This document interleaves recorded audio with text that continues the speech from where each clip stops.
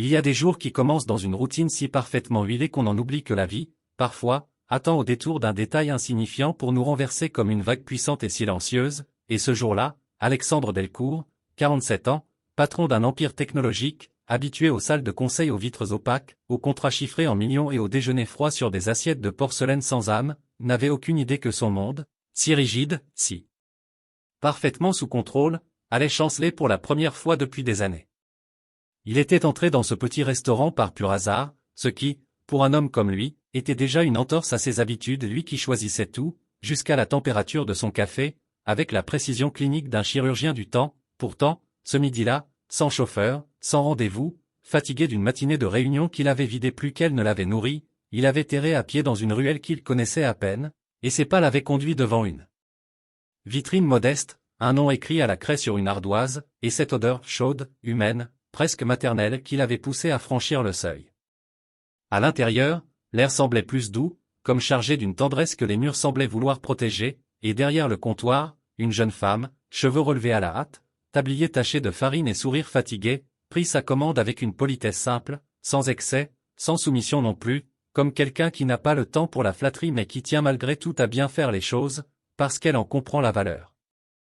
Elle s'appelait Camille, il l'apprit plus tard, mais ce jour-là, elle n'était pour lui qu'un visage inconnu dans un décor banal, une silhouette fluide et rapide entre les tables, ses gestes précis mais attentifs, son regard toujours à l'affût de ce qui pouvait manquer à ses clients, et pourtant, même dans sa rapidité, quelque chose d'elle semblait ailleurs, comme si une partie de son esprit était tendue vers autre chose, une urgence silencieuse que seuls les plus attentifs auraient pu percevoir.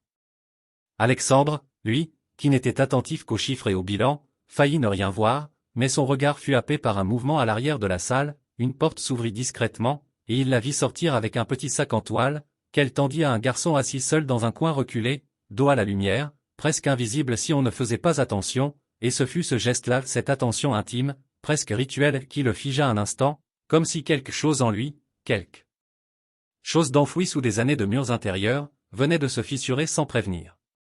Le garçon ne parla pas, ne leva même pas les yeux, mais il tendit les mains avec une lenteur étrange, comme s'il répétait un geste qu'il connaissait par cœur, et Camille, elle, lui sourit avec une douceur que même Alexandre, pourtant maître dans l'art d'observer sans se laisser toucher, ne put ignorer. Il y avait dans ce sourire une fatigue infinie, mais aussi une lumière, une tendresse viscérale, brute, sans artifice, une de celles que l'on ne peut offrir qu'à quelqu'un qu'on n'aime plus que soi-même. Le déjeuner se termina sans qu'Alexandre ne sache vraiment ce qu'il avait mangé, car son esprit, d'ordinaire si concentré, s'était mis à vagabonder, happé par cette scène banale mais étrangement bouleversante, et quand il quitta la table, il se retourna une dernière fois, sans savoir pourquoi, son regard glissant vers le coin sombre où le garçon mangeait lentement, toujours sans un mot, toujours seul, et il sentit alors une gêne, un nœud dans la poitrine, comme un écho ancien, un souvenir brumeux qui tentait de refaire surface sans encore trouver la force de se nommer. Il revint le lendemain, prétextant une envie soudaine de cuisine maison, mais en réalité, il voulait comprendre ce qu'il avait vu, ce qu'il avait ressenti, car pour un homme comme lui, l'inexplicable était une faiblesse, et il avait appris à fuir toute forme de vulnérabilité, à l'enterrer sous des décisions rationnelles et des plannings saturés. Pourtant, il était là, assis à la même table, observant, écoutant, cherchant à percer le mystère de cette femme au regard doux et de ce garçon au silence si profond qu'il semblait plus vaste qu'un océan. Ce jour-là, il osa poser une question, presque sans y penser. « C'est votre fils ?» Camille, surprise, leva les yeux vers lui, hésita une seconde, puis répondit d'un ton simple, sans détour ni plainte. « Oui. Hugo. Il est autiste. » Elle ne dit rien de plus, mais dans ses yeux, Alexandre vit passer une tempête contenue, la fatigue, la peur, l'amour immense, la solitude aussi, cette solitude qu'il connaissait trop bien, mais qu'il n'avait jamais vu refléter chez quelqu'un d'autre que lui. Il resta silencieux, respectueux, presque désarmé. Et tandis qu'il quittait le restaurant, une pensée s'imposa à lui, tenace, irrationnelle, il devait revenir. Car ce qu'il avait vu là, dans cette petite salle aux murs défraîchis, dans ce regard de mère et dans le silence d'un enfant, avait fait vaciller quelque chose en lui, une certitude, peut-être, ou une indifférence soigneusement construite, et il ne savait pas encore si c'était une malédiction ou un appel, mais il savait une chose avec une clarté soudaine, il ne pouvait pas, il ne voulait pas, faire comme si rien ne s'était passé. Il ne savait pas que ce qu'il venait de ressentir n'était que le début, qu'une fissure légère dans l'armure qu'il s'était forgée au fil des années, et que cette fissure allait bientôt s'élargir, douloureusement, irrémédiablement, jusqu'à laisser passer une lumière à laquelle il ne croyait plus depuis longtemps. Et tandis qu'il s'éloignait dans la rue, sans se retourner, une silhouette fragile apparaissait derrière la vitrine embuée. Camille, debout, tenant la main d'Hugo, le regard tourné vers l'endroit où il avait disparu. Ce que ni l'un ni l'autre ne savaient encore, c'est que leur destin venait de s'entrelacer, discrètement, sans bruit, mais avec une force que rien n'allait pouvoir arrêter. Il revint, bien sûr qu'il revint, comme on revient à un endroit dont on ne connaît pas encore l'importance mais que l'on sent vital, instinctivement, viscéralement, comme si quelque chose en nous reconnaissait avant notre esprit ce qui nous manque cruellement, et Alexandre, cet homme habitué à calculer les profits, à maîtriser les silences des salles de négociation, à porter ses costumes comme des armures, ne comprenait toujours pas pourquoi ses pas le ramenaient, jour après jour, à ce petit restaurant sans prétention, au fond d'une rue oubliée par les grandes enseignes et les publicités lumineuses. Ce n'était pas la cuisine, bien que les plats fussent bons, ni même le décor, qui avait ce charme un peu fané des lieux où l'on vit plus qu'on ne vend, ce n'était pas non plus la tranquillité, car les clients, simples gens du quartier, allaient et venaient dans une chorégraphie banale, mais non, ce qui le poussait à revenir, ce qui le fascinait de plus en plus, c'était Camille, cette femme dont il ignorait presque tout, et qui pourtant, en quelques regards, avait bouleversé son monde si parfaitement cloisonné. Il s'assit à la même table, jour après jour, toujours seul, toujours discret, commandant les mêmes plats, s'obligeant à ne pas trop observer, à ne pas trop s'impliquer, mais son regard, malgré lui, revenait sans cesse vers ce coin de la salle où Hugo, son fils, était installé avec son petit carnet et ses crayons de couleur, dessinant des formes étranges, des lignes entremêlées qui semblaient raconter un monde que lui seul comprenait, un monde intérieur d'une richesse bouleversante mais inaccessible à ceux qui n'osaient pas s'en approcher avec patience et respect. Camille, toujours pressée, toujours attentive, jetait de temps en temps un regard vers Hugo, un regard rapide mais chargé d'une tendresse immense, et Alexandre, chaque fois, ressentait un pincement au cœur, une émotion qu'il n'avait plus ressentie depuis si longtemps qu'il en avait oublié la saveur douloureuse et réconfortante à la fois. Il tenta d'engager la conversation, prudemment, comme on avance sur une glace fine, en posant des questions simples, en feignant la curiosité légère d'un client un peu fidèle, mais Camille, polie mais distante, gardait une réserve presque farouche, comme une louve habituée à protéger son petit contre tout ce qui pourrait le blesser, même inconsciemment, même involontairement. Il comprit, à travers ses silences et ses sourires fatigués, que la vie ne lui avait pas fait de cadeau, qu'elle s'était battue seule, probablement depuis longtemps, dans un monde qui ne fait pas de place à ceux qui avancent avec lenteur, avec différence, avec un enfant qui ne parle pas, ne joue pas comme les autres, et qui pourtant mérite tout autant d'amour, sinon plus, parce qu'il faut apprendre à le comprendre sans les mots, à le toucher sans le toucher, à l'aimer dans ses silences.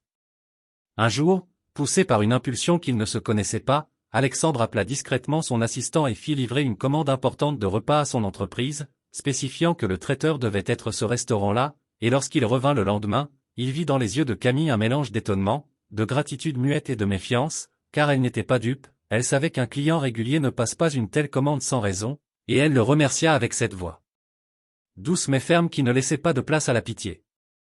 Il tenta une autre approche, lui proposant un emploi de gestion dans un de ses établissements. Elle avait du talent, de l'intelligence, une force de caractère remarquable mais elle refusa sans hésiter, presque avec colère, lui disant qu'elle ne cherchait pas un sauveur, qu'elle ne voulait pas qu'on lui rende service, qu'elle préférait encore se battre seule plutôt que de dépendre de quelqu'un, aussi bienveillant soit-il, parce qu'elle avait appris que la dépendance, même bien intentionnée, finit toujours par coûter trop cher. Touché, presque blessé dans son orgueil d'homme puissant habitué à ce qu'on accepte ses offres comme des privilèges, Alexandre se retira, du moins pour quelques jours, retournant à ses bureaux, à ses réunions, à ses chiffres, mais tout lui semblait soudainement vide, mécanique, creux, comme si chaque moment passé loin de ce petit monde imparfait lui faisait sentir un peu plus l'absurdité de sa vie luxueuse mais solitaire.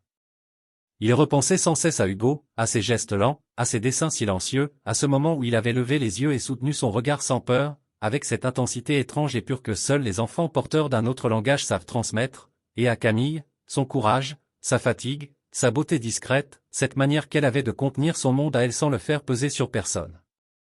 Alors, il revint, encore une fois, cette fois sans offre, sans plan, juste pour être là, pour exister dans le même espace qu'eux, et ce jour-là, Camille s'assit à sa table à la fin du service, essuyant ses mains sur son tablier, et dit simplement.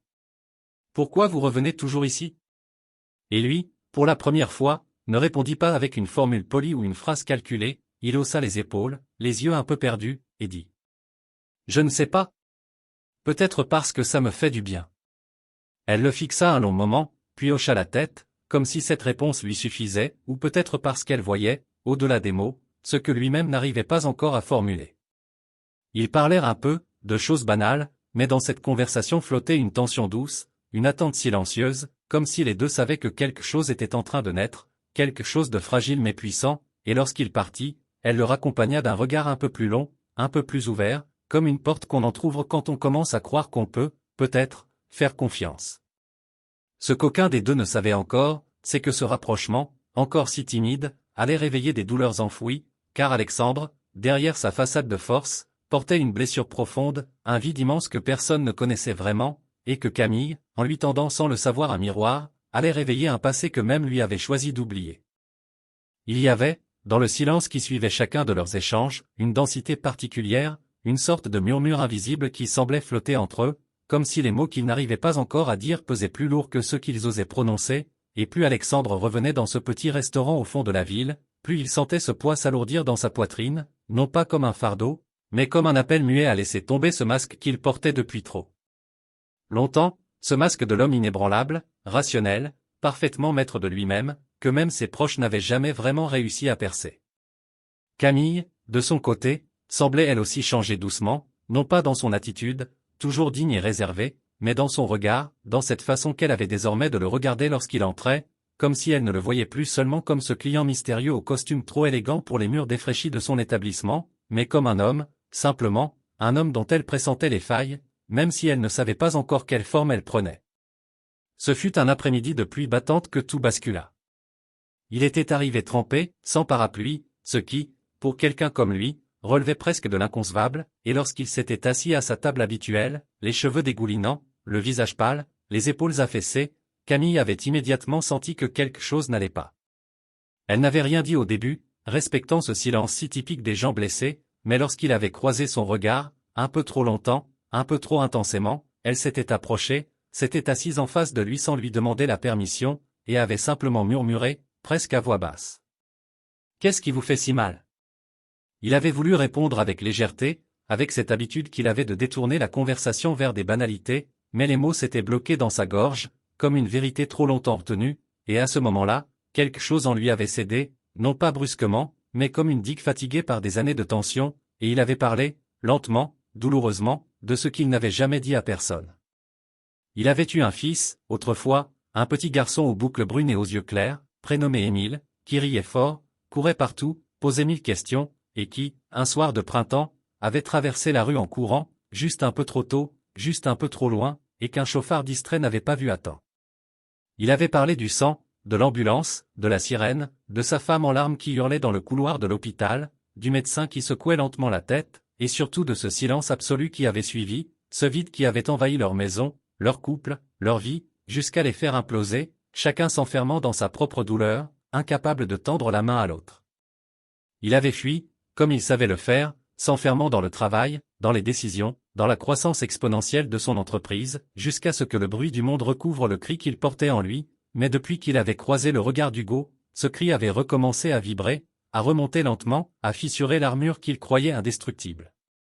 Camille, pendant qu'il parlait, ne l'avait pas interrompu une seule fois, et lorsqu'il avait terminé, le visage trempé de larmes qu'il n'avait pas su retenir, elle avait tendu la main, simplement, sans mots, et ses doigts avaient effleuré les siens avec une douceur presque irréelle, comme si, dans ce geste-là, se mêlait la compassion, la reconnaissance, et peut-être, déjà, quelque chose de plus profond encore.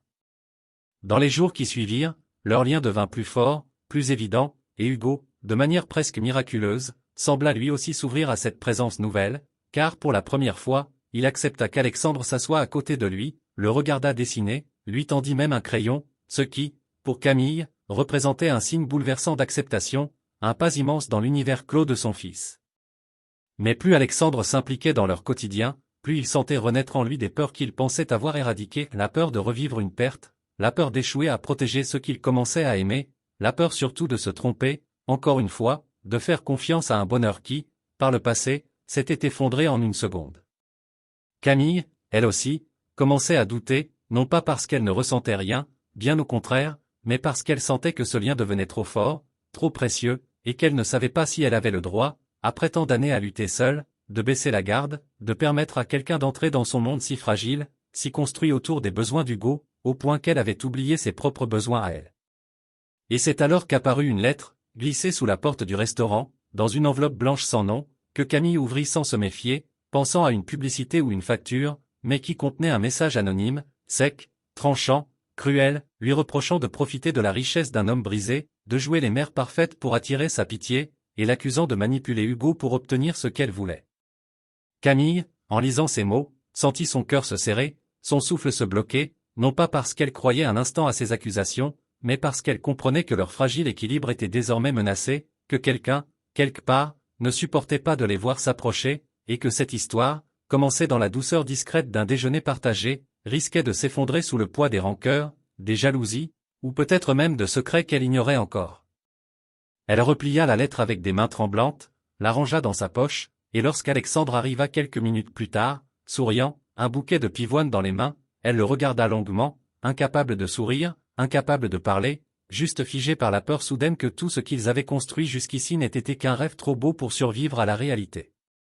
Ce matin-là, le ciel était voilé d'un gris pâle, comme si même les nuages hésitaient à pleurer ou à espérer, et dans l'air flottait une tension sourde, un silence épais que même les passants semblaient respecter, marchant un peu plus lentement, parlant un peu moins fort, comme si, inconsciemment, ils sentaient que quelque chose d'important, d'irréversible, allait se produire quelque part, dans un petit coin de ville que personne ne regarde vraiment, sauf ceux qui y ont laissé un morceau de leur cœur. Camille, assise seule dans la salle encore vide du restaurant, regardait fixement la lettre posée devant elle, cette lettre qui, depuis 3 jours, occupait chaque recoin de son esprit, résonnait comme un poison dans son ventre, réveillant toutes ses insécurités, toutes ses peurs, toutes ces vieilles voix intérieures qu'elle avait passé des années à faire taire, ces voix qui lui disaient qu'elle n'était pas assez, qu'elle ne méritait pas d'être heureuse, qu'elle finirait toujours par perdre ce qu'elle aime le plus, simplement parce que c'était sa destinée.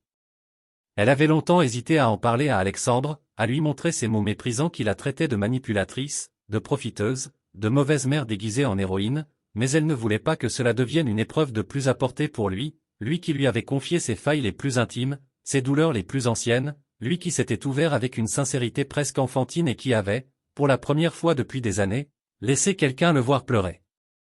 Mais plus elle tentait de garder ce secret pour elle, plus il creusait un gouffre entre eux, un espace vide qui s'élargissait jour après jour, rempli de non-dits, de regards fuyants, de gestes hésitants, et ce gouffre-là, Camille le connaissait trop bien, elle l'avait vu ronger les couples, les familles, elle savait que le silence, quand il devient trop lourd, finit toujours par écraser l'amour, même le plus pur, le plus sincère. Alors, ce matin-là, elle décida de lui dire. Elle attendit qu'il arrive, comme il le faisait désormais chaque jour, parfois avec un livre pour Hugo, parfois avec un sachet de viennoiserie qu'il prétendait avoir trouvé par hasard, mais toujours avec ce regard doux et attentif qu'elle n'avait plus vu sur le visage d'un homme depuis des années, et quand il entra, elle sentit son cœur battre un peu plus fort, non pas de peur, mais de ce vertige étrange que l'on ressent juste avant de sauter dans le vide.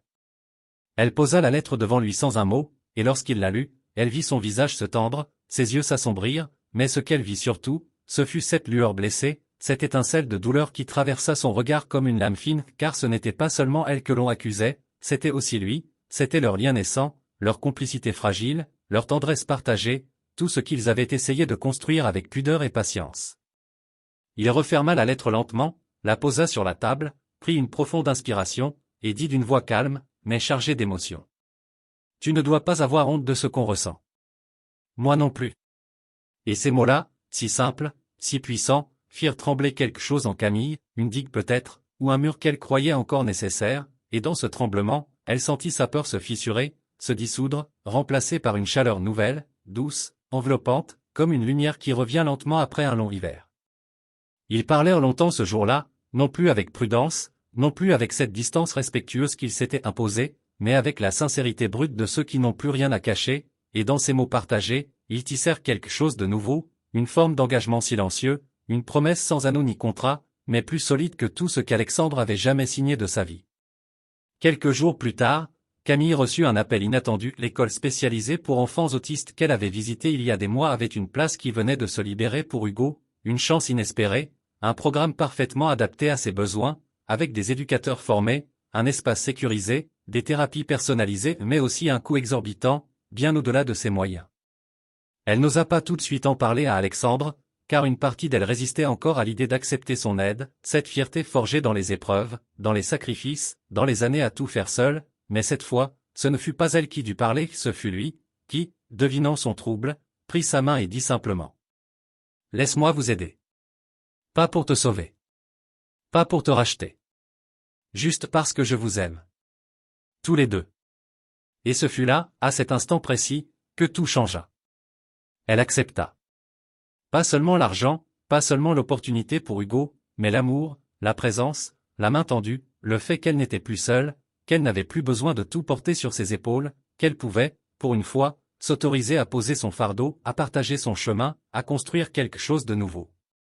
Ils déménagèrent quelques semaines plus tard dans une maison en bordure de la ville, un lieu calme, entouré d'arbres, avec un jardin où Hugo pouvait courir, s'allonger dans l'herbe, regarder le ciel sans bruit, sans jugement, et chaque matin, Camille le conduisait à l'école, pendant qu'Alexandre préparait le petit déjeuner, en robe de chambre, les cheveux en bataille, souriant comme un homme qui avait enfin trouvé sa place dans le monde. Les jours passèrent, remplis de petits riens qui, mis bout à bout, formaient une vie entière, des rires dans la cuisine, des dessins accrochés au frigo, des silences partagés sans gêne, et ce lien entre eux, si discret, si profond, s'épanouit doucement, comme une fleur qui prend son temps, mais qui sait qu'elle s'épanouira, parce qu'elle est enracinée dans la vérité. Et un soir, alors que le soleil se couchait derrière les collines, que le ciel prenait cette teinte rose et or qu'on ne voit que les jours heureux, Hugo, assis sur les genoux d'Alexandre, posa sa tête contre son épaule, puis, dans un souffle, dit un mot qu'il n'avait jamais prononcé auparavant, un mot simple, mais qui bouleversa tout. Papa. Et dans ce mot-là, il y avait tout. La fin du deuil. Le début d'une famille. La preuve que, parfois, la vie nous reconstruit à l'endroit même où elle nous a brisés. Et dans le silence qui suivit, tandis que les étoiles commençaient à apparaître une à une dans le ciel, Camille, la gorge serrée, regarda les deux hommes de sa vie, et se dit que, peut-être, malgré tout, elle avait trouvé sa maison. Et c'est ainsi que parfois, au détour d'un simple déjeuner, les âmes perdues se reconnaissent, se choisissent, et s'aiment, non pas pour effacer le passé, mais pour écrire, enfin, un avenir qui a du sens. Il y avait quelque chose de nouveau dans le silence. Non plus ce vide écrasant, pesant comme un couvercle sur les âmes, mais un calme habité, presque sacré, comme un souffle discret qui enveloppe les choses précieuses sans jamais chercher à les contenir. Les jours s'écoulaient désormais avec la régularité douce d'une horloge ancienne, un tic-tac serein, loin des urgences, des peurs, des luttes. Dans leur maison en lisière de forêt, la vie s'était réorganisée selon un rythme propre, ni celui du monde extérieur ni celui des souvenirs, mais un temps qu'ils avaient inventé à trois, en posant chaque jour une pierre nouvelle sur les ruines d'avant. Le matin, Hugo se levait plus tôt que tout le monde, marchait pieds nus sur le parquet, traçant des lignes invisibles avec ses doigts dans l'air, comme s'il écrivait une partition que lui seul comprenait.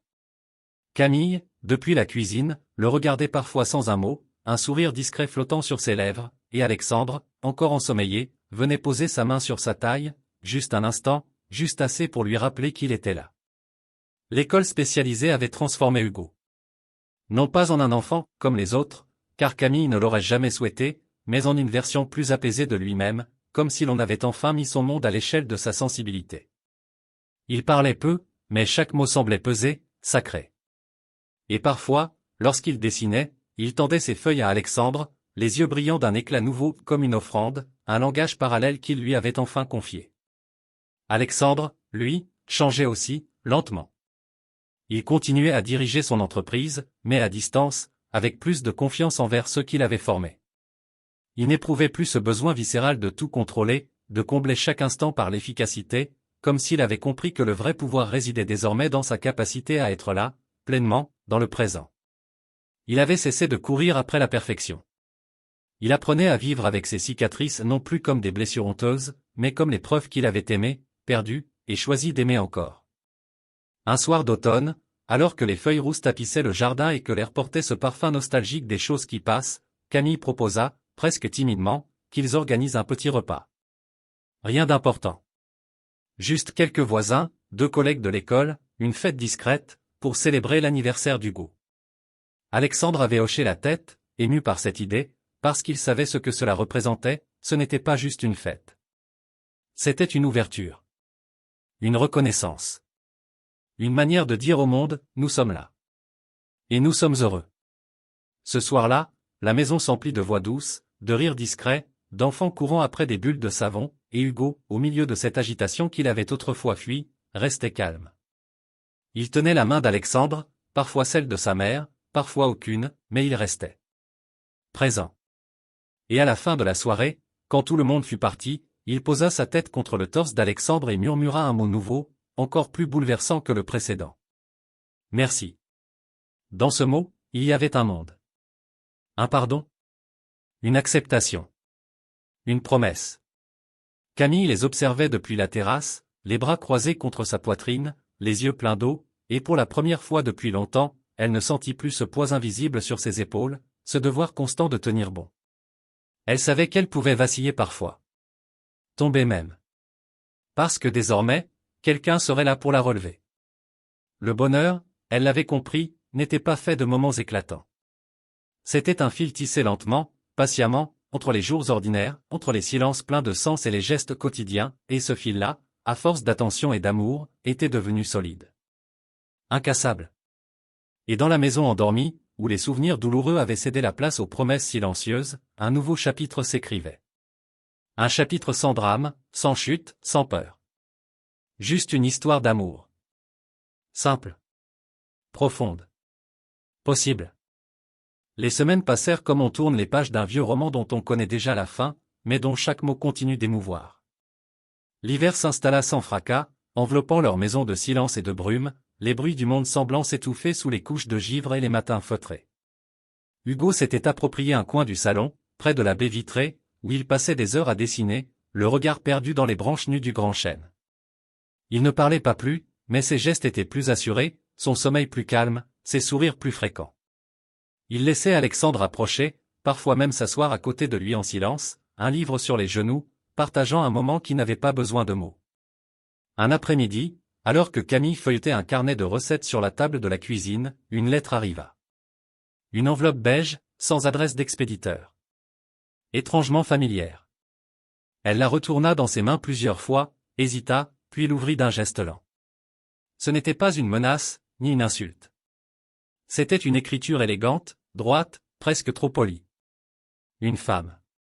Une certaine Claire Delcourt. Camille. Je sais que je n'ai aucun droit. Je sais aussi que cette lettre peut être perçue comme une intrusion. Mais j'ai appris, par des amis communs, qu'Alexandre a quitté la ville, qu'il s'est installé ailleurs, qu'il n'est plus seul. Je ne vous écris pas pour blesser. Seulement pour comprendre. J'ai été sa femme pendant 12 ans. Et même si la douleur nous a séparés, je reste lié, malgré moi, à ce qu'il a été. S'il est heureux avec vous, alors je suis soulagé. Vraiment. Mais j'aimerais lui parler. Une fois. Rien de plus. Pour lui dire que je suis désolé. Que je vais mieux. Et que je n'ai jamais cessé de me demander s'il allait survivre à notre absence. Vous n'avez aucune obligation de lui transmettre cette lettre. Mais si vous le faites, merci. Claire. Camille resta figée, la lettre posée devant elle, le souffle suspendu. Le prénom lui était familier, Alexandre n'en avait jamais parlé en détail, mais elle savait qu'il avait été marié. Elle savait aussi que le deuil les avait éloignés au point de briser leur union. Ce n'était pas la jalousie qui la troublait. Ce n'était même pas la crainte qu'il retourne en arrière. C'était autre chose. Une sensation sourde qu'une pièce du puzzle allait peut-être bouger, dérangeant l'équilibre qu'ils avaient mis des mois à construire. Quand Alexandre rentra ce soir-là, Hugo endormi contre son épaule, Camille lui montra la lettre sans un mot. Il la lut lentement, son visage impassible, ses mains calmes. Puis il leva les yeux vers elle. Elle a toujours été forte. Même dans la douleur. Mais on n'a jamais su la partager. Il marqua une pause. Je ne ressens plus d'amour pour elle. Mais je ressens une dette. Celle d'avoir été à ses côtés quand tout s'est effondré. Camille hocha doucement la tête. Alors va lui parler, si tu en ressens le besoin. Il s'approcha, posa une main sur sa joue. Ce n'est pas un besoin. C'est un passage. Un adieu, peut-être. Mais ce n'est pas un retour. Elle ferma les yeux, se laissa envelopper par ce contact, par cette voix. Je te fais confiance, murmura-t-elle. Quelques jours plus tard, Alexandre prit la route.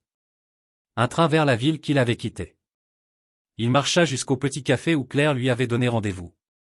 Elle était là, déjà assise, les cheveux plus courts, les traits tirés, mais les yeux toujours aussi clairs. Leur échange fut bref. Lucide. Doux. Douloureux aussi. Claire pleura. Alexandre aussi, un peu. Pas pour elle. Pas pour eux. Pour ce qu'ils n'avaient jamais su se dire. Pour ce silence qui les avait séparés plus sûrement que la mort. Avant de partir, elle lui demanda. Et Hugo? Il t'appelle, comment? Il sourit. Les larmes oscillent. Il m'a appelé papa. Un soir. Une seule fois. Et depuis, plus jamais. Mais ce n'est pas grave. Je le suis. C'est tout ce qui compte. Claire baissa les yeux. Alors tu as trouvé la paix. J'ai trouvé une maison, répondit-il. Ce qui est encore plus rare. Quand il revint, Camille l'attendait sur le perron. Il n'eut pas besoin de mots. Elle vit dans ses yeux qu'il n'y avait plus rien à craindre. Ils se prirent la main. Entrèrent. Dans le salon, Hugo dessinait une maison, 3 personnages. Un soleil un peu tordu. Et cette fois, il tendit le dessin sans un mot, mais en souriant. Et ce sourire-là, simple, offert, fut peut-être la chose la plus précieuse qu'Alexandre ait jamais reçue.